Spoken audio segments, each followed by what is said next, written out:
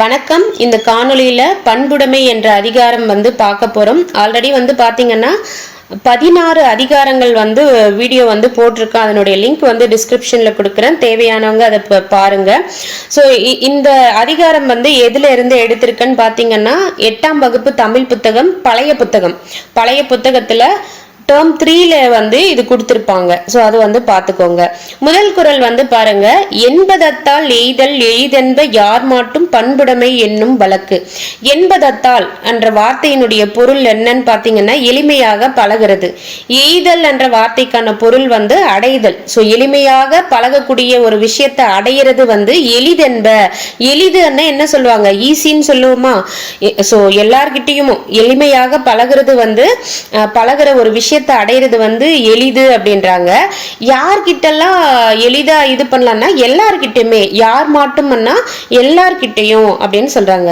So என்பதத்தால் எய்தல் எளிதென்ப யார் மாட்டும் பண்புடைமை என்னும் வழக்கு. பண்புடைமை அப்படின்னா நல்ல பண்பு நலன்கள் இருக்கக்கூடிய ஒருத்தவங்களுடைய எப்படி இருப்பாங்கன்னா எளிமையாக எல்லார்கிட்டையுமே பழகுவாங்க. அதுதான் ஒரு நல்ல வழி. பண்புடைமை என்றது அடையறதுக்கான ஒரு நல்ல வழி அப்படின்னு சொல்றாங்க. சோ நல்ல கவனிங்க. என்பதத்தால் எய்தல்னா எளிமையாக பழகிறது, அடையிறது. எளிதென்பன்னா எளிது, ஈஸியான ஒரு விஷயம். யார்கிட்ட எல்லாம் எளிமையாக பழகணும்ன்ற எல்லார்கிட்டயுமே. அப்படி எல்லார்கிட்டயுமே எளிமையாக ஒரு விஷயத்த எளிமையாக நம்ம பழகிறோம்னா அந்த பண்புடைமை என்னும் வழக்கன்னா பண்புடைமை என்றதுக்கான ஒரு நல்ல வழியே அதுதான். எல்லார்கிட்டையும் எளிமையாக பழகிறது தான் அப்படின்னு சொல்றாங்க. வழக்குன்னா நன்னெறி. நன்னெறின்னா என்ன பொருள்னா நல்ல வழி அப்படின்னு பொருள். அடுத்து பாருங்க, அன்புடைமை ஆன்ற குடிப்பிறத்தல் இவ்விரண்டும் பண்புடைமை என்னும் வழக்கு. அன்புடையவங்களா இருக்கிறதும் ஆன்ற குடிப்பிறத்தல்னா இங்க ஆன்றன்னா உயர்ந்த குடியில பிறக்கிறதுன்னு அர்த்தம் கிடையாது. ஒரு உயர் குடியினர்னா நல்ல பண்பு குணநலங்களை ஒப்பிடுறாங்க. ஸோ இங்க ஆன்ற குடிப்பிறத்தல் உயர்ந்த குடின்னு எது சொல்றாங்க? சான்றோர், நல்ல பண்பு குணநலங்கள் எல்லாம் இருக்கும் இல்லையா அவங்க. ஸோ அன்புடையரா இருக்கிறதும் ஆன்ற குடிப்பிறத்தல் இந்த இரண்டுமே பண்புடைமை என்னும் வழக்கு. பண்பாளர்களுடைய இயல்பு. ஸோ பண்பாளர்களுடைய இயல்புன்னு எது அப்படின்னு கேட்டாங்கன்னா என்னன்னு சொல்லலாம்? அன்புடையரா இருக்கணும், ஆன்ற குடியில பிறந்திருக்கணும். ஆன்ற குடிப்பிறத்தல்னா உயர்ந்த குடி. இங்க உயர்ந்த குடின்றது எதை மீன் பண்றாங்க? நல்ல குணநலங்களை மீன் பண்றாங்க. அடுத்து பாருங்க, உருப்பத்தல் மக்களொப்பு அன்றால் வெறுத்தக்க பண்பொத்தல் ஒப்பதாம் ஒப்பு. உருப்பத்தல் இப்போ சிங்கம்னா இப்படி இருக்கும், யானைன்னா இப்படி இருக்கும் அப்படின்னு சொல்றோம் இல்லையா? அது போல மக்கள்னா கை காலு இருந்தா அவங்க மக்கள் அப்படின்னு சொல்லக்கூடாதான்.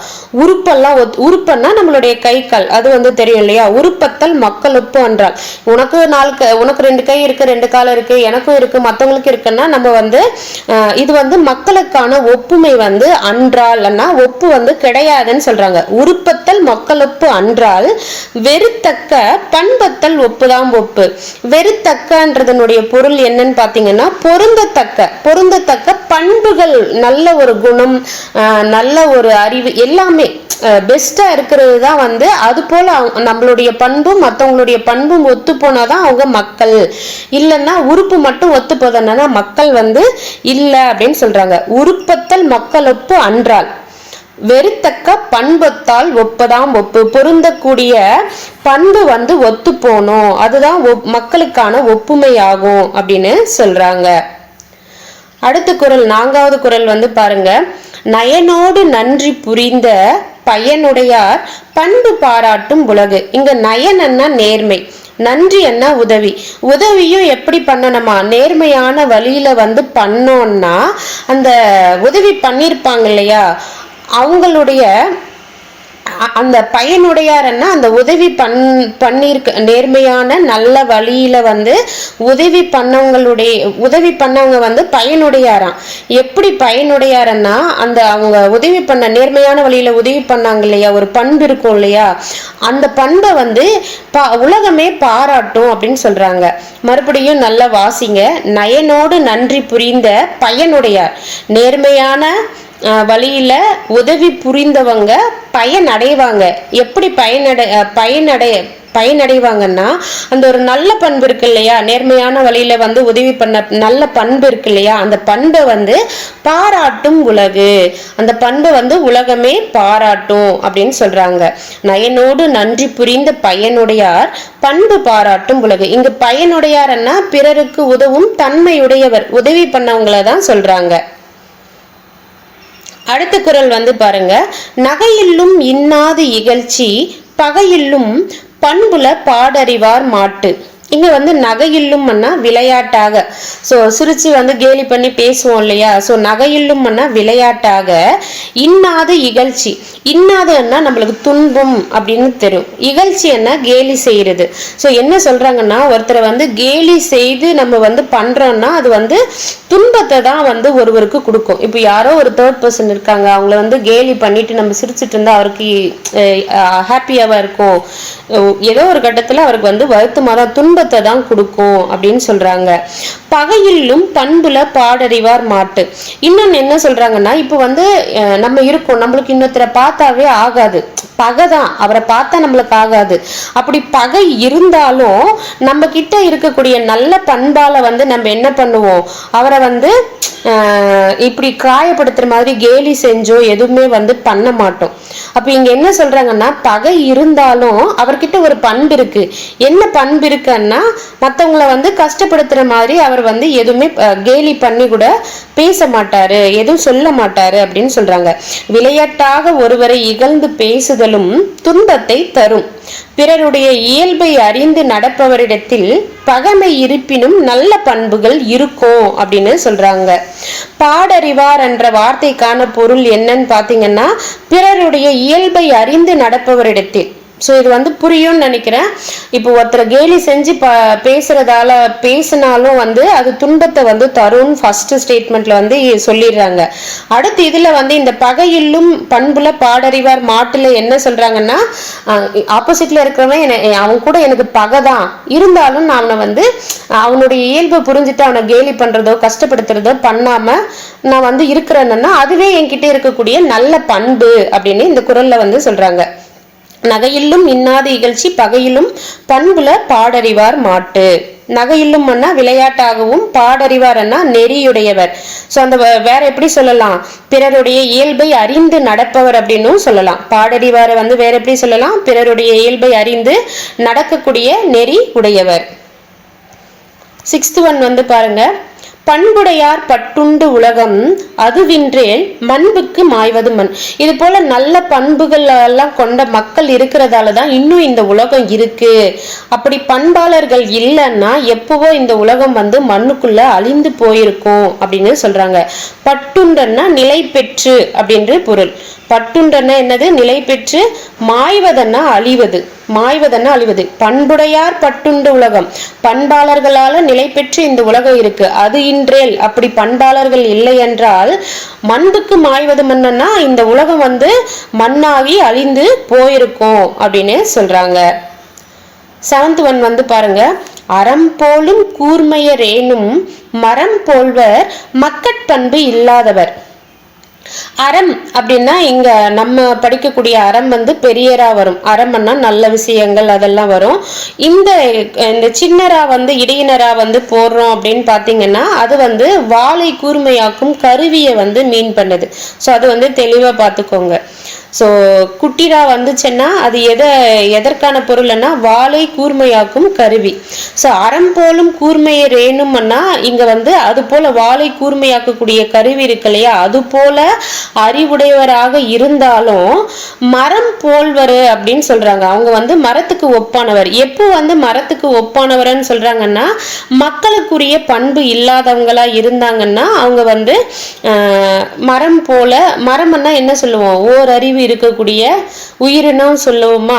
ஸோ அந்த ஓர் அறிவோட 6 அறிவு இருக்கக்கூடிய மனுஷங்க மக்கள் பண்பு இல்லைன்னா எதோட கம்பேர் பண்றாங்க, மரம் போல இருக்கக்கூடிய ஒரு ஆளுதான் ஓர் அறிவோட வந்து கம்பேர் பண்ணி சொல்லியிருக்காரு. அறம் போல கூர்மையரேனும் மரம் போல்வர் மக்கட்பண்பு இல்லாதவர். அறம்னா வாளை கூர்மையாக்கும் கருவி. 8th ஒன் வந்து பாருங்க, நண்பாற்றார் ஆகி நயமில செய்வாருக்கும் பண்பாற்றார் ஆதல் கடை அப்படின்னு சொல்றாங்க. இங்க நண்பாற்றார் ஆகியன்னா நட்பு வந்து கொள்ள முடியாதவங்க. நண்பாற்றார் ஆகியன்னா நட்பு கொள்ள இயலாதவங்க. நயமிலன்னா தீங்கு. ஸோ நட்பு கொள்ள முடியாம அவங்க வந்து நமக்கு தீங்கு செய்யறாங்க. நயமில செய்வாருக்கும் நம்மளால வந்து அதாவது அவங்க ஒரு பர்சன் இருக்காங்க, அவங்க கிட்ட நம்ம நட்பாவே இருக்க முடியாது. ஏன் இருக்க முடியாதுன்னா அவங்க வந்து நம்மளுக்கு தீங்கு வந்து செய்யறாங்க. அப்படி செய்யறவங்க கிட்ட பண்பாற்றார் ராதல் கடை. அப்படி நம்மளுக்கு தீமை செஞ்சாலும் அவங்க கிட்ட வந்து நம்ம பண்புடையவராக நடந்துக்கணும். அப்படியும் நம்ம பண்புடையரா நடந்துக்கலைன்னா அது இழிவான விஷயம் அப்படின்னு சொல்லியிருக்காங்க. நம்ம ஒருத்தர்கிட்ட வந்து நம்ம நட்பை பழக முடியல. ஏன் பழக முடியலன்னா அவர் எனக்கு தீங்கு வந்து செஞ்சுட்டு இருக்காரு. அப்படி தீங்கு செஞ்சாலும் நான் எப்படி நடந்துக்கணுமா, பண்பா வந்து அவர்கிட்ட நடந்துக்கணும். ஒருவேளை நான் நடந்துக்கலன்னா அது ரொம்பவே இழிவான விஷயம் அப்படின்னுட்டு இந்த குறள்ல வந்து சொல்லியிருக்காங்க. நண்பாற்றார் ஆகி, நண்பு ஆற்றார் ஆகி, நண்பே ஆற்ற முடியாது. நயமில செய்வாருக்கும், எனக்கு தீங்கு செய்வாருக்கும். பண்பாற்றார் ஆதல் கடை, பண்புடையவங்களால பண்போட என்னால அவங்க கிட்ட நடந்துக்க முடியலன்னா கடை என்ன இழிவான விஷயம் அப்படின்னு சொல்லியிருக்காங்க. நண்பன்னா நட்பு, நயமிலன்னா தீங்கு, இனிமையாற்றா அதாவது நயமிலன்னா தீங்கு, இனிமையானது அல்ல அப்படின்னு சொல்றாங்க. கடை என்ன இழிவு. 9th ஒன் வந்து பாருங்க, நகல்வல்லர் அல்லாருக்கு மாயிரு ஞாலம் பகலும் பார் பட்டன்றிருள். நகல்வல்லர்னா சிரித்து மகிழ்பவர். சிரித்து மகிழ்பவர் அல்லாருக்கு, அதாவது சிரிச்சு பேசக்கூடிய முடியாதவங்களுக்கு மாயிரு ஞாலம்னா மிகப்பெரிய உலகம். மாயிரு ஞாலம்னா அதனுடைய பொருள் வந்து மிகப்பெரிய உலகம் எப்படி இருக்குமா, பகல்லையும் வந்து இருள் போல இருக்குமா. சிரிச்சு பேச இருக்க தெரியாதவங்களுக்கு இந்த மிகப்பெரிய உலகம் வந்து பகல்லையும் எப்படி இருக்கும், ரொம்ப இருட்டா இருக்கும் அப்படின்னு சொல்றாங்க. நகல்வல்லர்னா சிரித்து மகிழ்பவர், மாயிரு ஞாலம்னா மிகப்பெரிய உலகம். அடுத்து வந்து பாருங்க 10வது குறள், பண்பிலான் பெற்ற பெருஞ்செல்வம் நண்பால் கலந்தீமையால் திரிந்தெற்று.